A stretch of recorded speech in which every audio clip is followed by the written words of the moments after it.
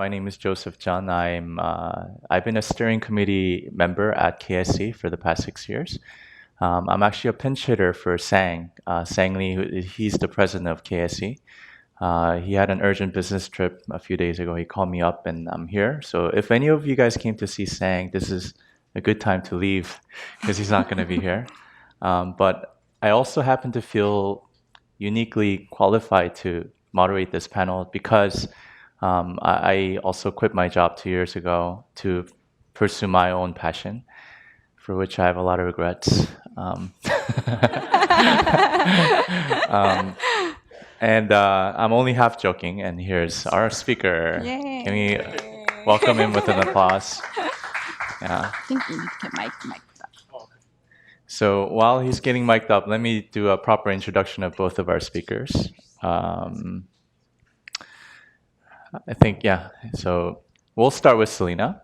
Selena is a career coach, podcast host, a lawyer, and is passionate about helping people to pursue their dreams and live a life doing what they love. Related to that, she first coaches many professionals on their career development and has given speeches all around the world. She also does podcasts, Live Your Dream with Selena Lee, where she interviews inspirational people from various industries. The podcast has listeners from over 80 countries around the world. Yeah. Finally, she's a founder of Give One Dream. It's a global movement that inspires people to pursue and achieve their own dreams. Selena started her career as an investment banker at Merrill Lynch and worked as a corporate lawyer at a law firm called Ropes and Gray, one of the top law firms. And while she was a lawyer, I believe, she wrote a book. She was an author of a book called 꿈을 이뤄드립니다, which is an award-winning book. It's a collection of stories of people who overcame failures to achieve success in diverse industries. So she received her degree at MIT, undergraduate, and she went to UC Berkeley for law school. She's a certified professional coach and is a graduate of the Institute of Professional Excellence in Coaching. So in summary, she's a dream child of every Korean parent, to say the least. Now, Robert Lee. Nice Sorry to meet again you. for being delayed. No, not a problem. He's a Gates Millennium Scholar who graduated cum laude from New York University. At NYU, Robert worked in a student club that delivered leftover dining hall food to homeless shelters. After graduating, Robert worked at JP Morgan Chase before resigning to continue his passion of helping the hungry and reducing food waste by working full-time at Rescuing Leftover Cuisine.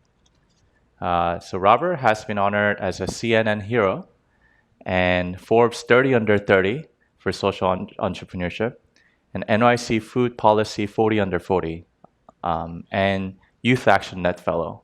So let's welcome both speakers with a warm round of applause. So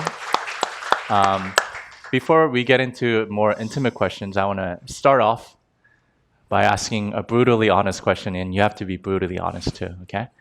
Sounds good. So, are you absolutely certain that you're happier now with your life than your previous job, corporate jobs? Yes, maybe, depends, or no? I want to say 100% resounding yes, for me at least. Okay. But I could go on and elaborate, but Yeah, we'll come back to Sounds that. good. Okay. And you, Selena? Yes, 100%. Okay. Yeah. There must be No something. comparison. Wow. not Okay. that that's an endorsement to quit your job. But Right. We'll talk about that too. Okay.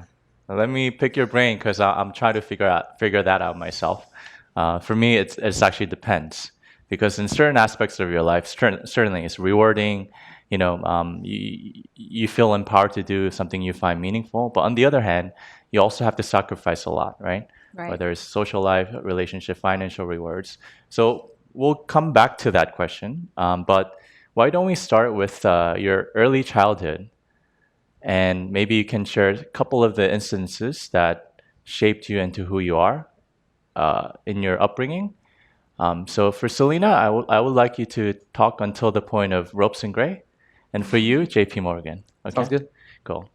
You want to take a stab? Sure. So I was born in LA, And my family grew up in Southern California until I was 3 years old. And then I actually moved back to Korea. Well, actually, I guess I went for the first time when I was 3 years old. And then I finished my elementary school in Korea and then came back to Southern California when I was in seventh grade. So I actually didn't learn English until I was like 13 or something. So it was really hard transitioning into like the American culture. I got bullied all the time. I talked about this on my podcast. It was not an easy transition.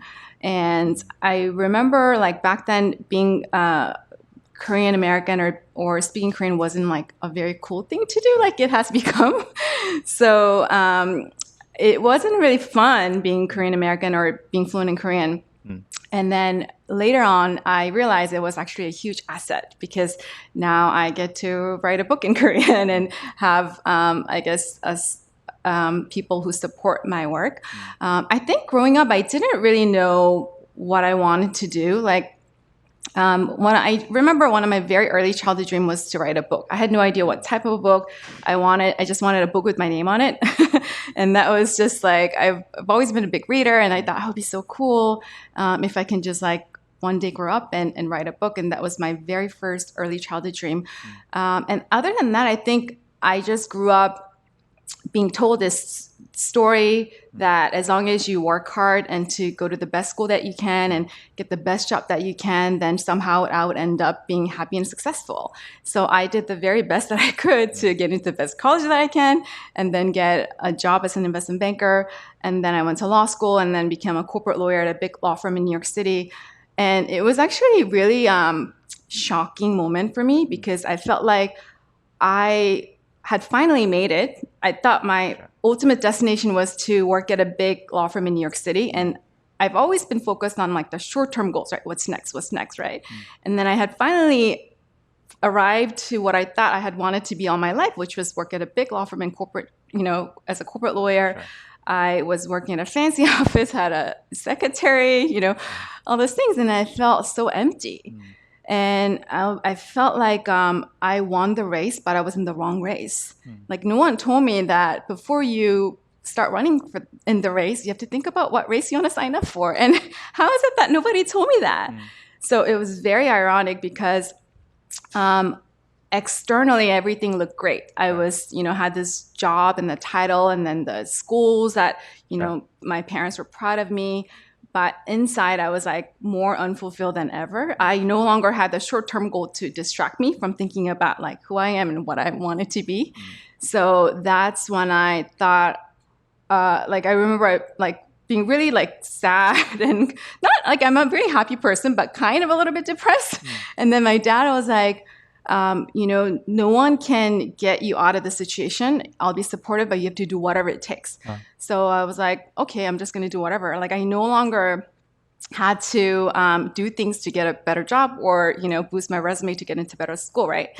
So for the first time in my life, I gave myself permission to do the things that brought me joy, even though it had nothing to do with my career and my job. Because I was done with all of that, right? So I was like, I don't even know what industry, because I had worked as an investment banker before becoming a lawyer. So I did that. And then I became a corporate lawyer. And then I was like, I don't like either of them. I hate both. How many years did you work as an investment banker? I was an analyst program for 2 years. And then I went to law school at UC Berkeley. Then I was at Did you went to law school? Did you go to law school because you wanted to become a lawyer at some point, or just as any young professionals go through, they have? Yeah, I think it was a combination of several different factors. I think, one of them was when I was at MIT. MIT really encouraged undergraduate students to do a lot of research with professors, and one of the professors I worked with, he did a lot of research regarding technology and law, and that was kind of an exposure to that. And he always encouraged me to go to law school. So that was one factor. But I didn't know it at the time, but I'm sure, legal career being like this profession, one of few approved profession in the Korean community, I'm sure that played a factor too, right? Sure. So I think that's what it was. So I thought I was going to go to law school in college, and then there were, like back then, investment banking was really hot. Anyone who could get a job, why don't you? And I did, and I hated it. You hated it. Yeah, I think it wasn't the work so much. The work was okay. The work was fine, but it's just that I think the type of people it attracts, it tends to attract very aggressive, greedy. I know some of my friends work in investment banking, but I'm sure you'll agree with me. Yeah. Not everyone, not every single of them, but I think it tends to attract a certain type of people. Sure. And now that I've, over the years, I've gotten to know myself a lot better, that I am complete opposite of someone who would thrive in that kind of environment. I'm a natural, I'm the happiest when I'm helping people and encouraging them and listening to them. I had so many stories and experiences, even as a child, when it was very, very apparent, that was my gift. Even the story of how I got into MIT, it was odds were very much against me, but it was that thing, I think, that got me, so many opportunities in life. So, but I ignored all of it because I listened to the societal voice of who I thought I should be and what the path was, an approved or acceptable path. And then it took doing all of that to realize that's not what I want. And then I just had to have the courage to just go after what I want. So you worked 2 years in Wall Street. Yeah. Yeah, Well, as an analyst. so I started working in Hong Kong office because my grandmother passed away. So I relocated to Asia. Yeah. But you did work in New York for a little bit. Yeah. We did training and all of that, and then I was in New York for a while, and then moved to Hong Kong. But graduating from law school, coming back to New York, did you fear that you might run into similar type of people in the profession, or did some of the past experiences come back to you, and you were reluctant to maybe jump straight into practicing law at a corporate setting? Right, for sure. I think in terms of legal practice, I don't think it's being a lawyer that I hated. I think it was a type of law that I practiced. So I did private equity work. So same thing with investment banking and corporate law. I think what I didn't enjoy was that I worked incredibly hard, sometimes pull all-nighters. But essentially, I was making very wealthy people wealthier, making really rich people richer. And I was like, how is that adding to the world, right? But to answer your question, it was very easy for me to get a job as a corporate lawyer because I had the investment banking experience, right? And actually, I was talking to my mom about this the other day. When I was in law school, I felt very grateful to have received lots of offers from big law firms because not everybody does. And I felt very, very lucky and grateful. But if I didn't, I think it might have pushed me into a different direction. I think I may have gone into maybe human rights law or women's law. Then I think I would have really enjoyed it and found it to be fulfilling. Maybe I would have made no money, but I think I would have stayed. So from that experience, I learned something that's happening to you, just because it's a good thing, doesn't necessarily mean it's actually a good thing. And if something bad happens to you, that's actually not a bad thing. You don't know that until much, much later. Sure. So, but I think I was more careful with what types of law firm I chose. So actually my law firm was great, but it was still a law, a corporate law. You still have to bill hours. I think fundamentally I wasn't sure. I was sure that that's not how I wanted to spend my time. I didn't see myself being at this legal work for 20 years and I'm still close to people that I work there but I didn't want to be like my boss. Sure. That's when I knew that I had to leave. Yeah. Hopefully your boss is not listening to this. He's okay. He knows all of it. Cool. We'll come back to your story because I do want to ask you about maybe the guidance and the type of teachings that you received from your parents. Yes. Throughout the course of your transition, many transitions. But Robert, please also share with us your childhood. But one thing that really struck with me, I was watching the RCN promotion video, and you talked significantly about the type of impact that your parents had as you were growing up that ultimately led to the transition that you made. But please, take it away. Thanks. Yeah. I was born here in New York, in Queens, and pretty much lived in Queens all my life, really. Still live in Queens. And my parents were Korean immigrants who didn't really know the language. My dad was a civil engineer, and my mom was a teller, a bank teller. But when they came here, they just couldn't find jobs that matched what they kind of knew. And my dad ended up being a supermarket manager, and my mom became a homemaker. And I had an older brother, and both of us basically kind of grew up in this environment where we thought it was normal, but essentially there were times when we just ate one bowl of ramyeon and that's it for the entire day. And we kind of went to school and saw other kids just like throwing out like carrots and like things that they just didn't want to eat, and we were just like, what's going on? Like, why are you throwing out this food?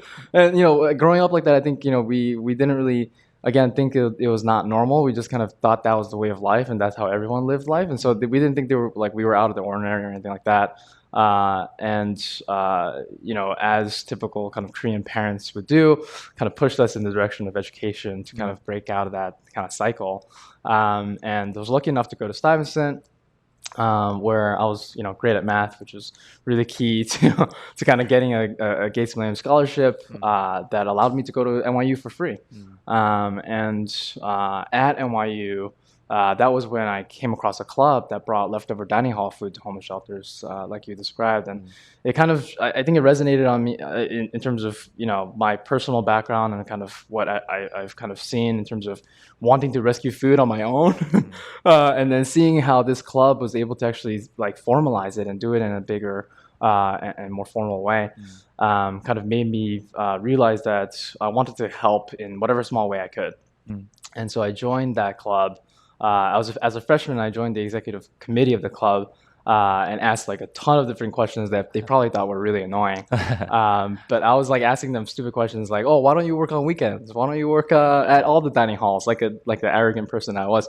But essentially, like it kind of helped me really get engaged with this really grassroots solution around food rescue, and made me basically kind of steer away from kind of what I thought my career kind of aspirations were, which was I went to NYU Stern, and so everyone was kind of pushed towards investment banking. And for me personally, I wanted to make a ton of money, so that my parents wouldn't want to go through the same things. And obviously they sacrificed a ton to be here, so I wanted to kind of make up for that.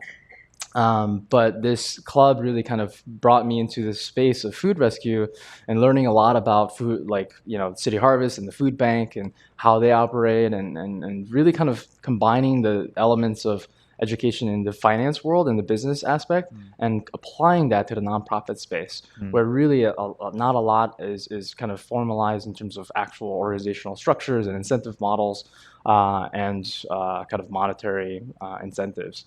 So Can you share with us? Can you walk us through how that process works? Sure. Not with your current company, but back in the day with the club. Yeah, sure. I mean, it was very grassroots. We Yeah. were doing everything by hand and manually.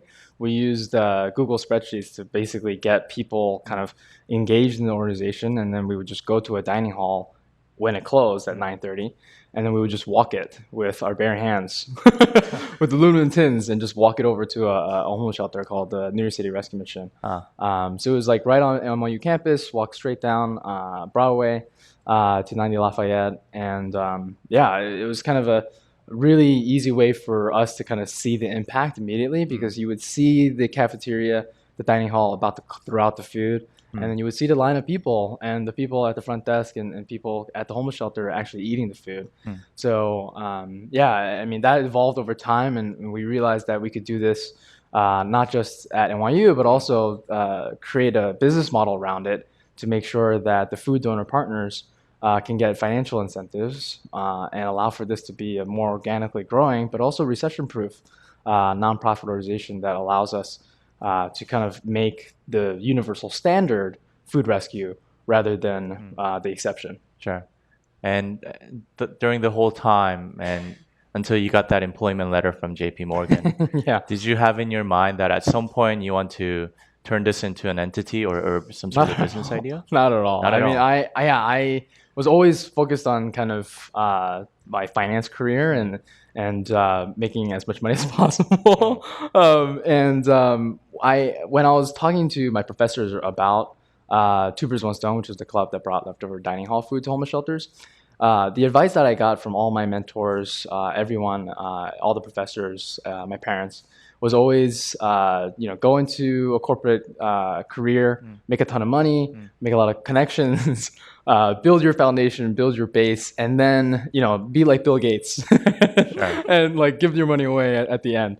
And so that's kind of what I always kind of thought I would do. And it kind of evolved over time. And I became more and more passionate about it, and made it more real through the education that I received at NYU Stern, and also like learnings from JP Morgan. Okay, and so please go on. You received an employment letter from JP Morgan. Yeah. And I interned at a lot of different places because I was interested in a lot of different things, from small for-profit companies like Betterfly.com, which is like no one has ever heard of because it's tiny. It's a startup that got bought out, but worked at UBS Financial Services, and then finally kind of landed at JP Morgan in asset management.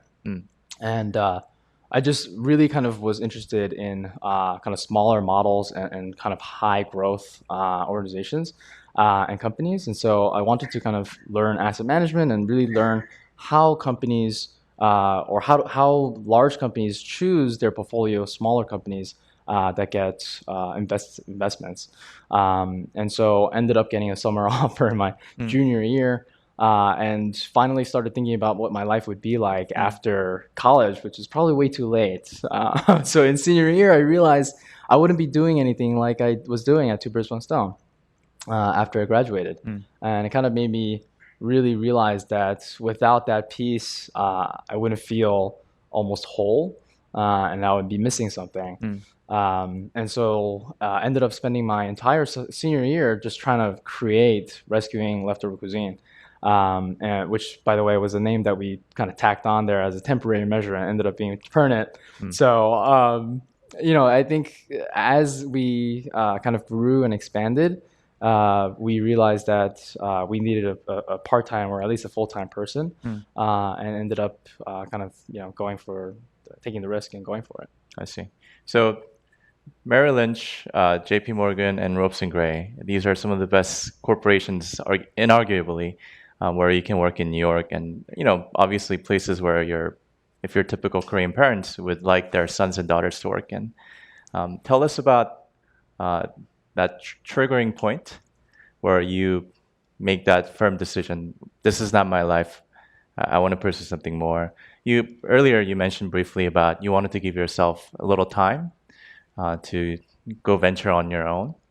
Did that happen while you're still working as a lawyer, or did you just cold turkey quit? And then, So I was working in-house when I decided to write my book. Being as an investment banker or corporate lawyer at a big law firm, there's just no time to do anything. So I had left Ropes and Gray to go in-house at another firm. And I've always been more interested in the business side of the work. So I made sure that was an opportunity that would give me that kind of experience.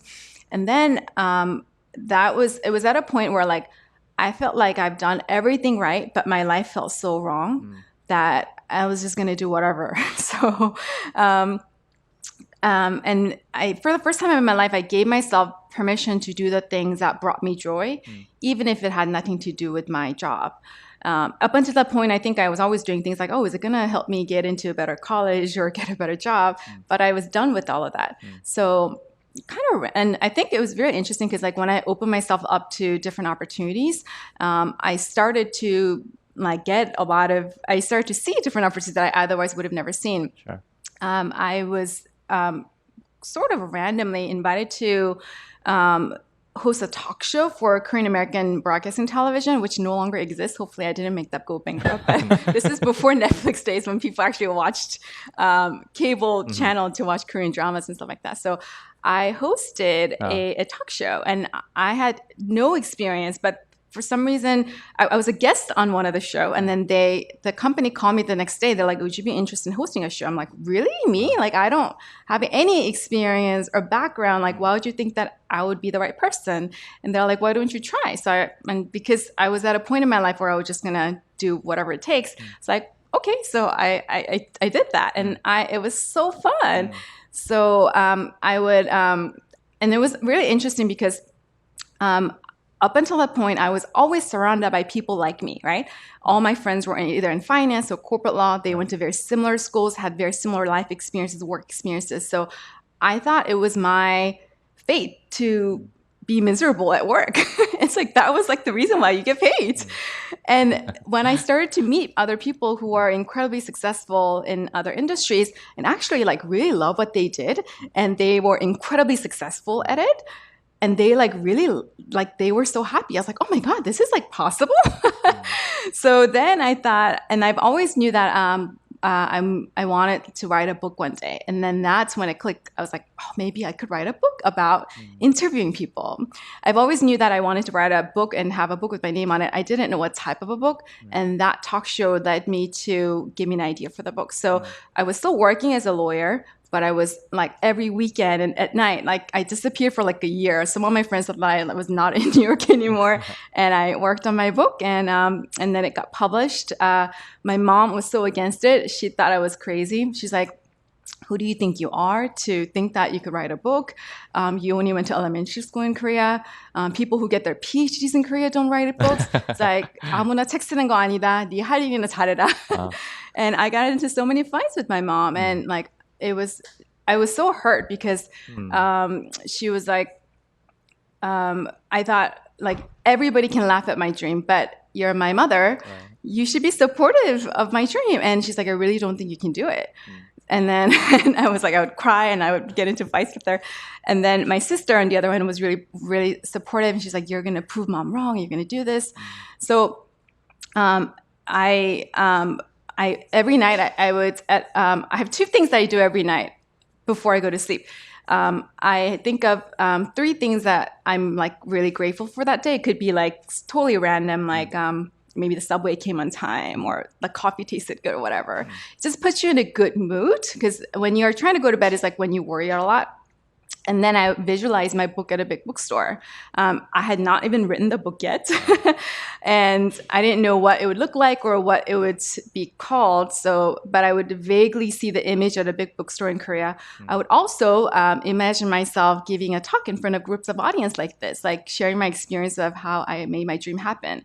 And then every day, because I was doing that, I think I was really motivated to make it a reality. So like the next day I would wake up and like take action, like email people and try to find publishers, and all these like magical things happen. Like I really experienced from that, from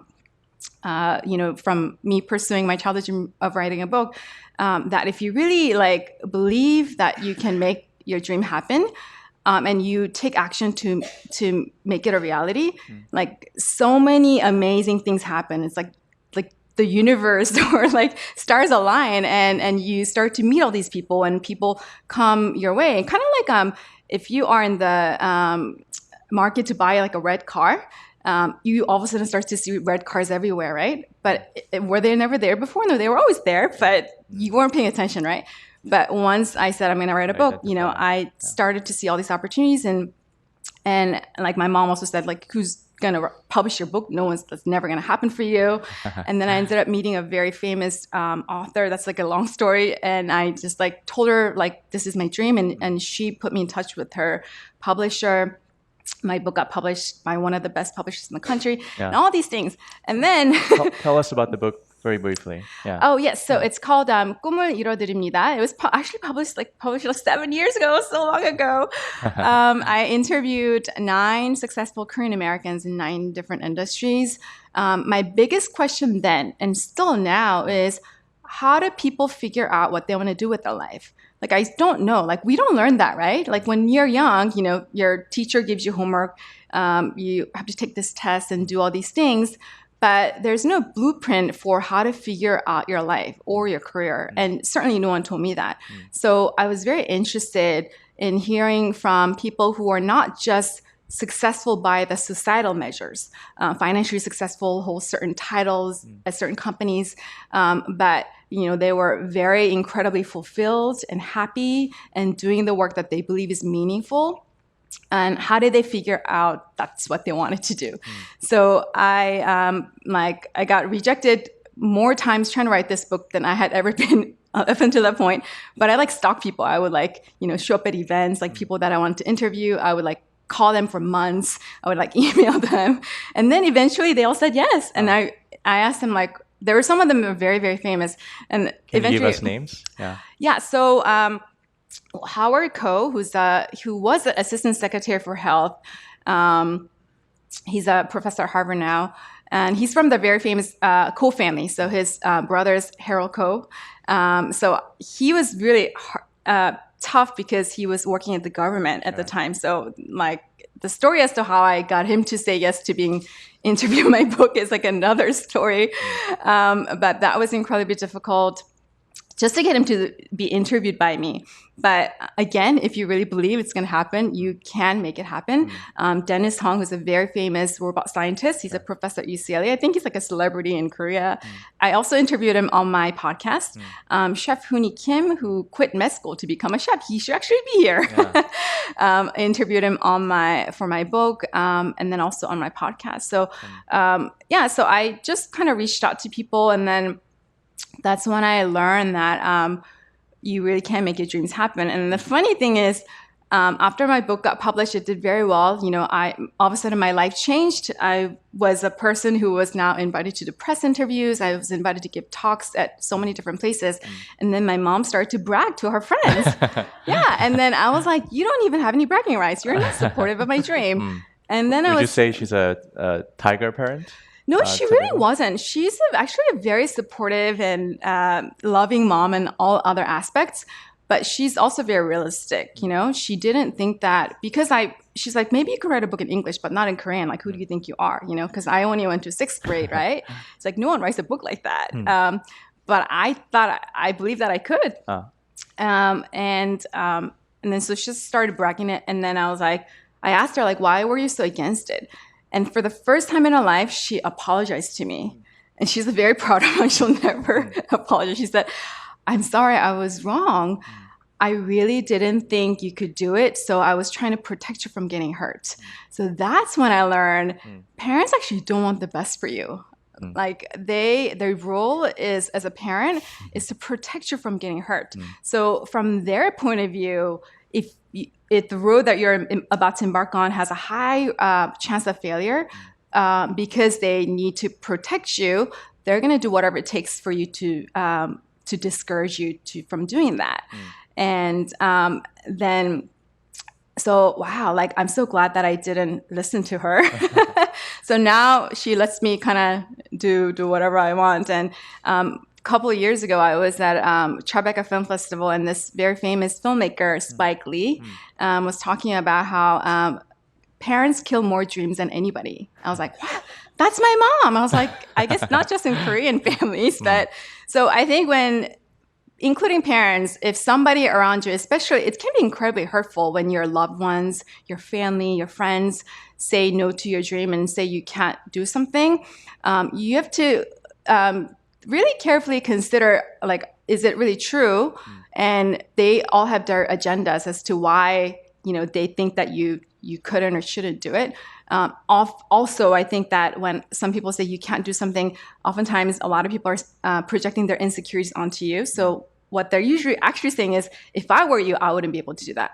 But they're not you. So they don't know what you're capable of. We don't even know what we're capable of until we try. I had no idea I was a person who was capable of writing a book, starting a movement, starting a podcast until I tried it. So would it be fair to say that writing a book and publishing it and it being out in the world was sort of a validation for you to start thinking that maybe this doesn't have to be a side thing.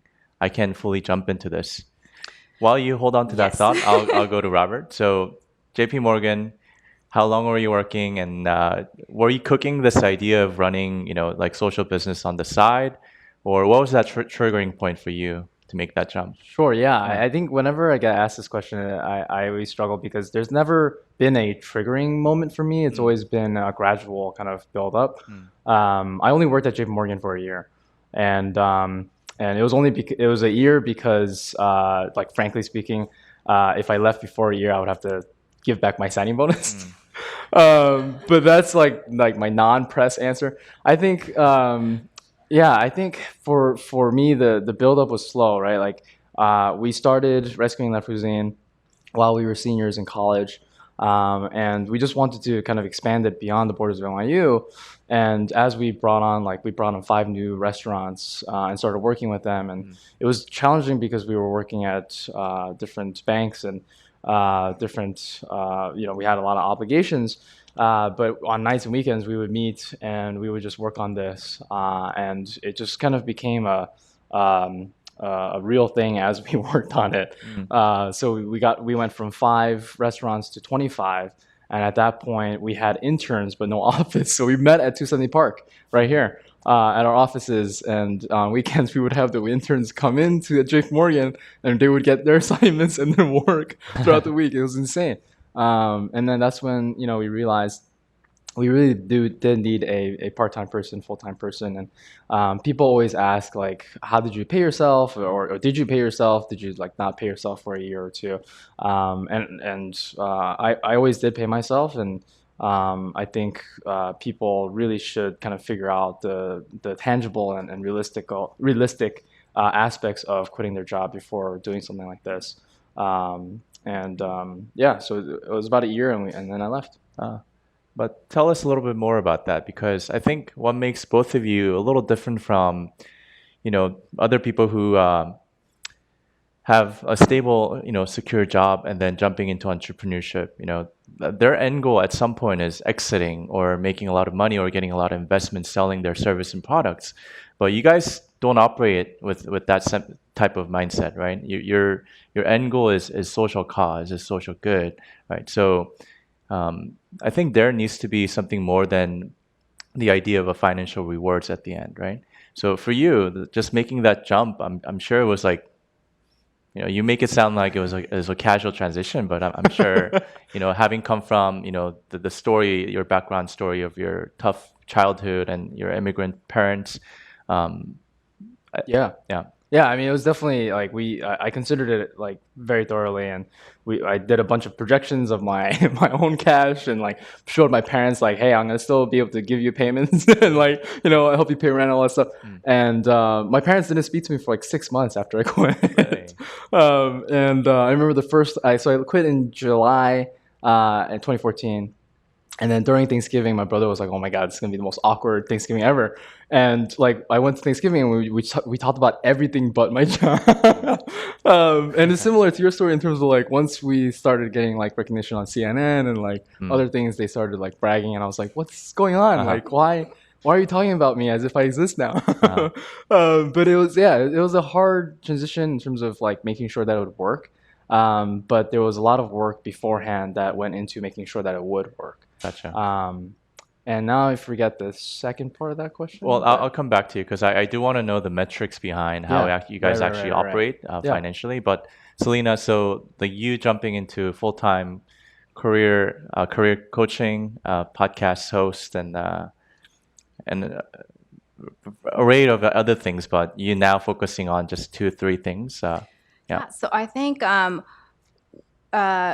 there were points in my life when I wondered why I've done so many random things, right? Like I've worked in finance and corporate law. I've written a book, started a community, started podcasts. I was like, and I was so confused about myself. And I was like, why can't I just stick with one thing like everybody else, like just do finance or law or whatever. And then, because, when you go to a reception or networking party, be like, "Oh, what do you do?" I'm like, I don't know how to answer that because it's very complicated, right? And by the way, I mean, who even likes their own answers to those questions? And I do remember there were times when, like when I was with Ropes and Gray or Merrill Lynch, like I could just say, "I'm Selena from Ropes and Gray or Merrill Lynch," and no more questions, right? But then.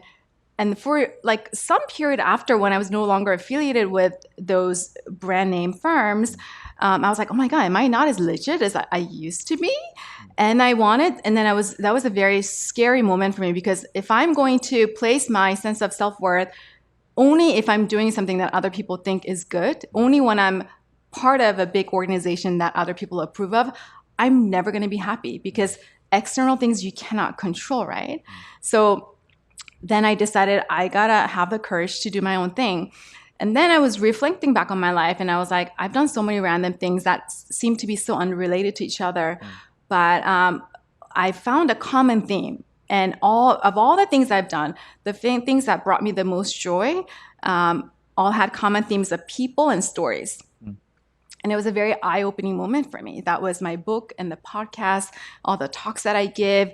And then I even remembered some of my experiences from my childhood years where it was very, very evident, very transparent that like my gift was always in listening to people and encouraging them and really supporting them.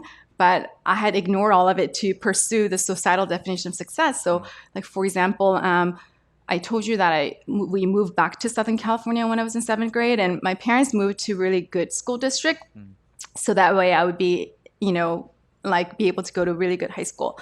But I got bullied all the time. It was like such a terrible, terrible, like traumatic experience. So I told my parents, I don't want to go to high school with these people who like know my past, even though by the time I was entering into high school, I had learned English by then, right? So my parents moved to a school neighborhood right next to it. And it was like a terrible school district. I think it's okay now, but back then it was brand new. It was not a good school. So bad that all the Korean parents who lived in that neighborhood would change their address and send the kids to the high school where I was supposed to go to. So basically my shot of going to good school was like very, very low, to a point like all my mom's friends were like really worried, like, oh, is this a good move? And even my high school teachers like, oh, you're never going to get into like an Ivy League or whatever.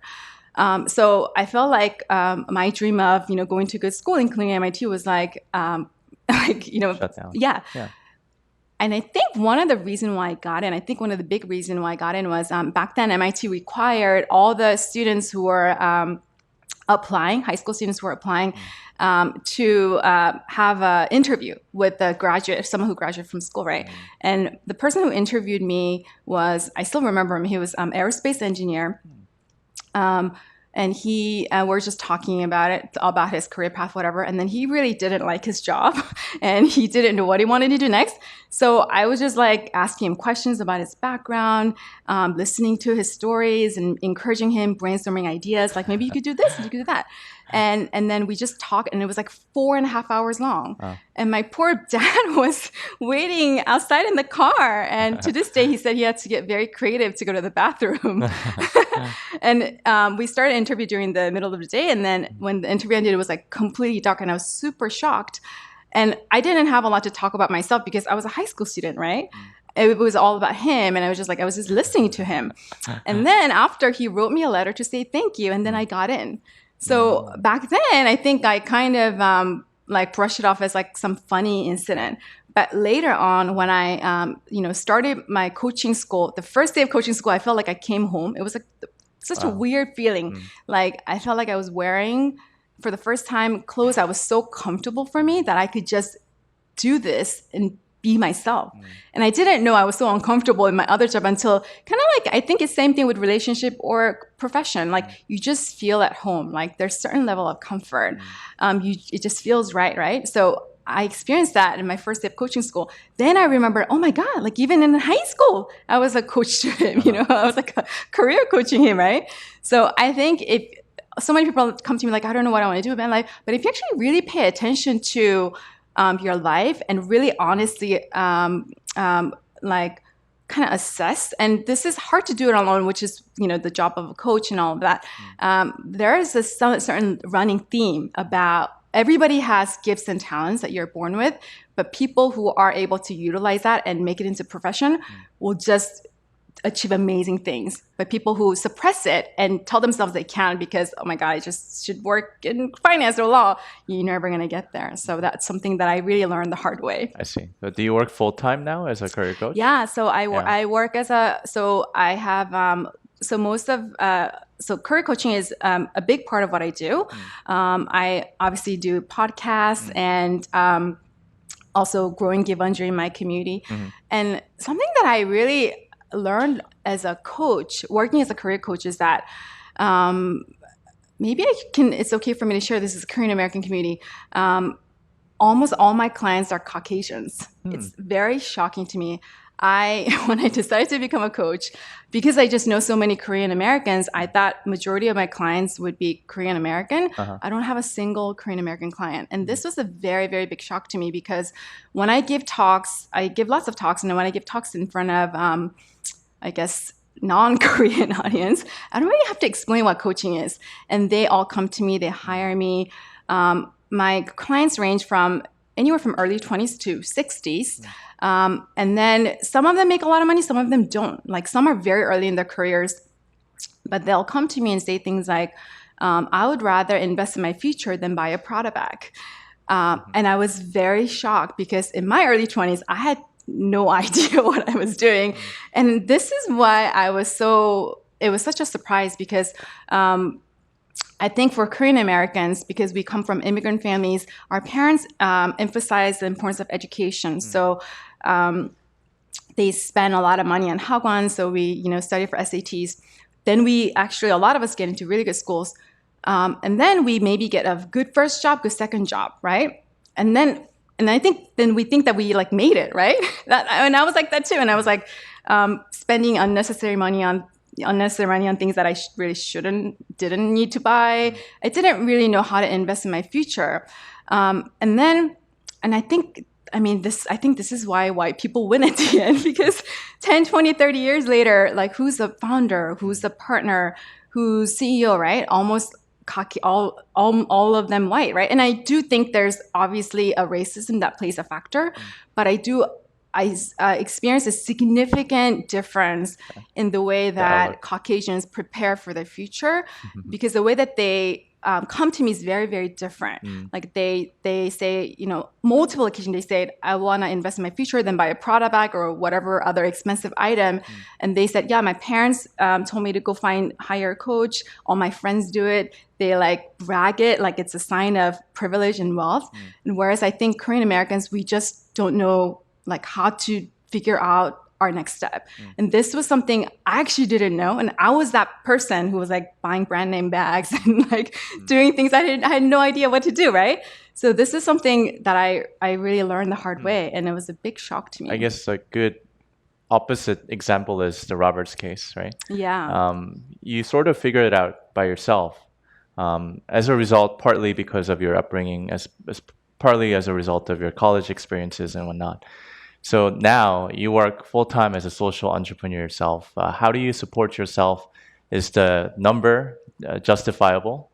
For sure. And I think, sure. I mean, that's what I'm biased, obviously, coming from NYU Stern, but I just feel like every nonprofit should also have some kind of earned revenue. And it's just like college, right? You pay tuition, you go, you pay admission to go to a museum, and et cetera, right? So for us, what we do is we basically provide a service. We don't eat the food. We don't benefit from the food. We provide a service that allows the food donor partner to get enhanced tax deductions, but also reduce their food disposal costs and get other intangibles such as branding and advertising, as well as foot traffic. So the way it works is essentially there's a IRS incentive where food donors like restaurants and catering companies, even offices like JP Morgan, can get up to 50% back from enhanced tax deductions. So they can essentially make money by donating food. It's kind of insane. And for like some of our partners like Kind Snacks, they get hundreds of thousands of dollars back. Even small mom and pop stores like Baz Bagels in Soho, they got $30,000 back.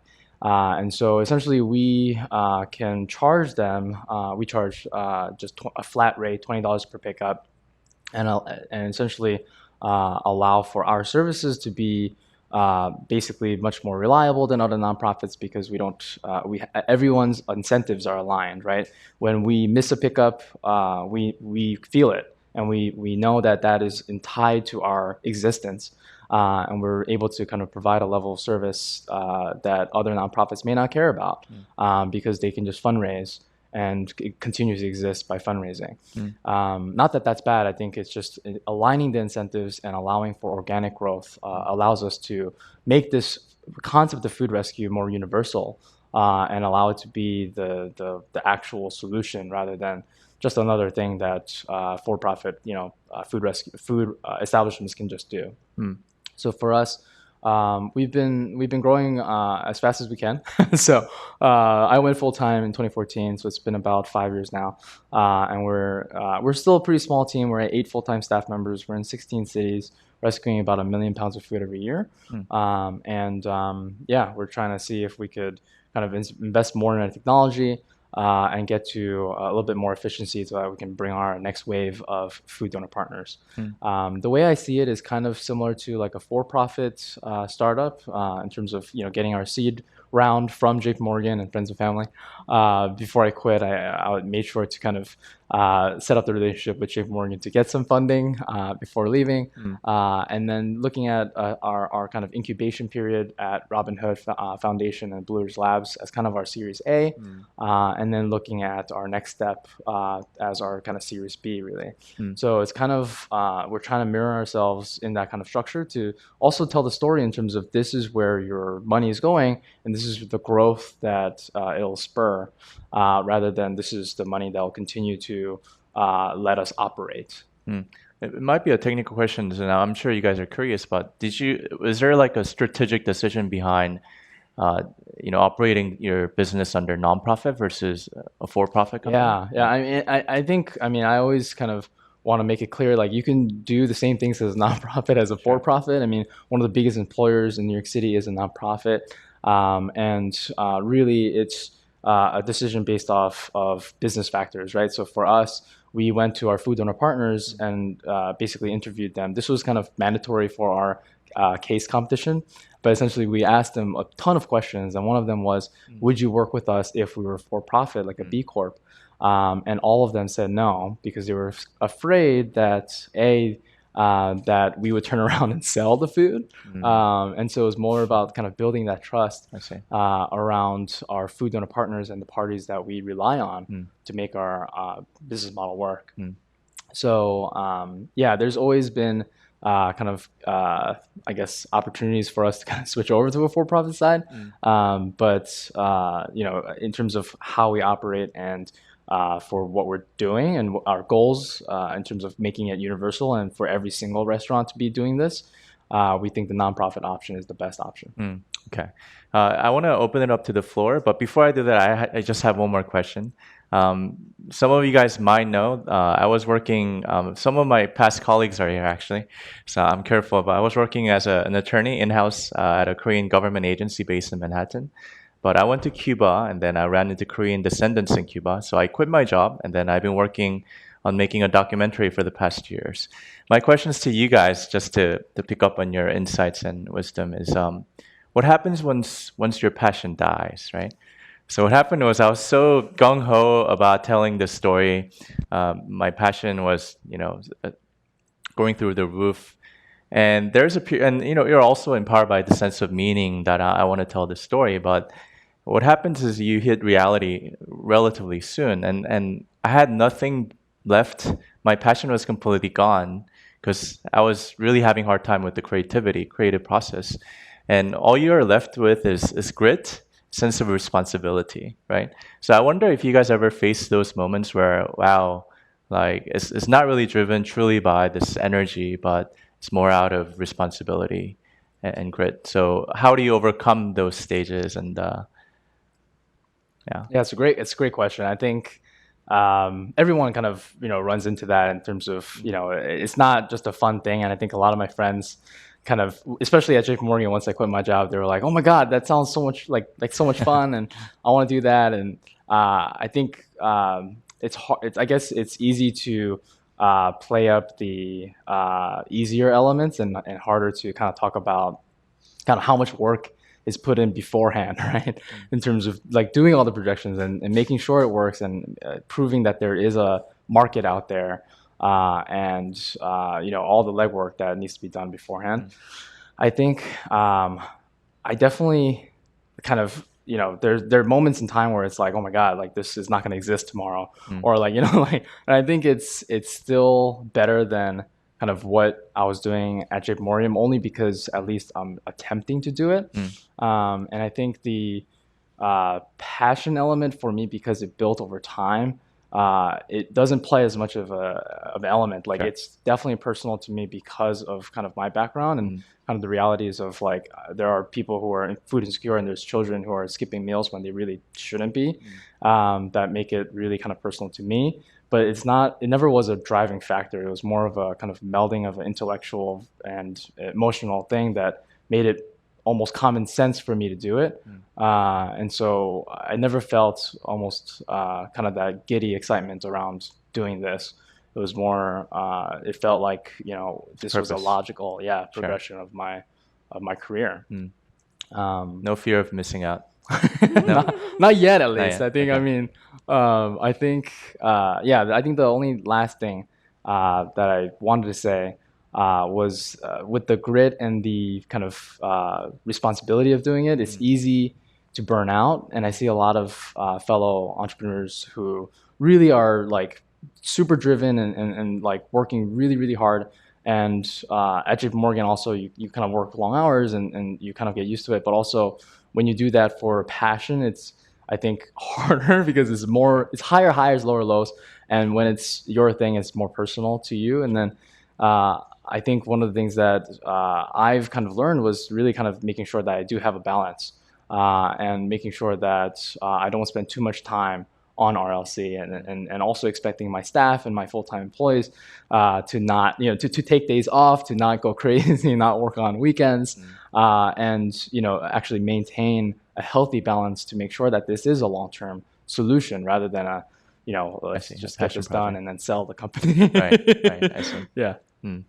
Selena. I can totally understand why you would ask that question. I've learned that in order to do what you love, you have to do a lot of what you hate. So I love sharing stories, which is why I wrote the book and I, started a podcast. But in order to write the book, you actually have to do interviews and get rejected and reach out to people and all of that. Even with the podcast, I've been sharing a new episode every week, and it's a lot of hard work. And there are days when I'm like, oh my God, I really I don't even know what to talk about on this episode. I'm like, I don't want to create another episode. And the other day I was thinking, oh my God, this is supposed to be fun. Like my mom always reminds me, you have no right to complain because you're doing this because you wanted to do it. I'm like, that doesn't mean it's always easy.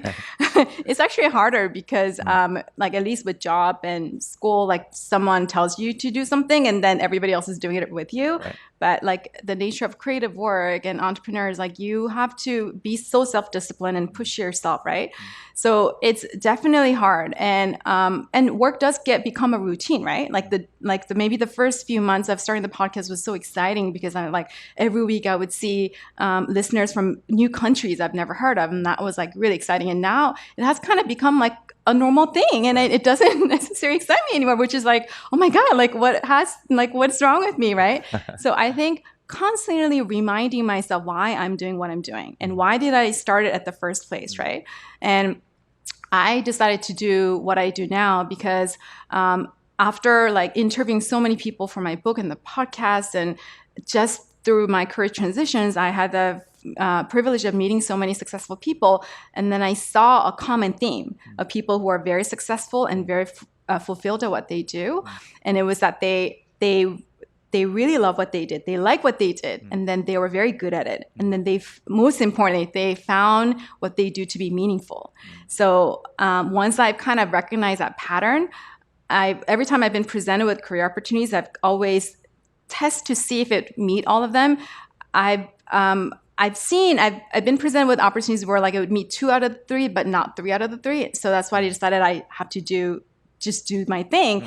And podcasts and career coaching and my community, Give On Dream, writing a book, sharing stories, all meet that. So every time I'm like, oh my God, I really don't want to create another podcast. I remind myself, this is supposed to be fun, and this is what I'm meant to do in my life. And nothing's easy. It's not going to be fun all the time because it becomes a routine, right? And one other person that I interviewed on my podcast, his name is Michael Kim. He's a founder of a law firm called Cobra & Kim. His episode was incredibly popular, went completely viral. Everybody should listen to it. People said it has changed their lives. And he actually told me, it was so popular that I did a second interview with him very recently. And at the very end, he talked about this. He said, a lot of people ask me why I'm so successful. And he's an incredibly successful person. And he said, the reason why I was able to achieve anything in my life is because, not because I was relying on passion, but it was a systematic behavior. He said, your passion, anywhere, depending on your nature, it will die either 3 days or 6 months from now. If you're relying on your passion to motivate you to do the work, like you can't, like your passion will die. But then you have to create a systematic behavior where you're engaging in a certain activity every single day. And just doing it, even though your passion is not there and you don't feel like doing it. And in the end, the reason as to why you wanted to start in the first place, it will actually make you very happy once you're able to achieve it. So I think that's just the nature of entrepreneurship and, just nature of doing the things, creative pursuits. Yeah. Beautiful. No, that was a perfect answer. Okay, we're gonna wrap up actually. So thank you so much everyone for coming. All these events actually are available to take place with your support. So if you haven't joined our membership, please feel free to join. I'm the development officer, so you can talk to me. And thank you so much again for sharing your Thanks for the opportunity. passion and everything.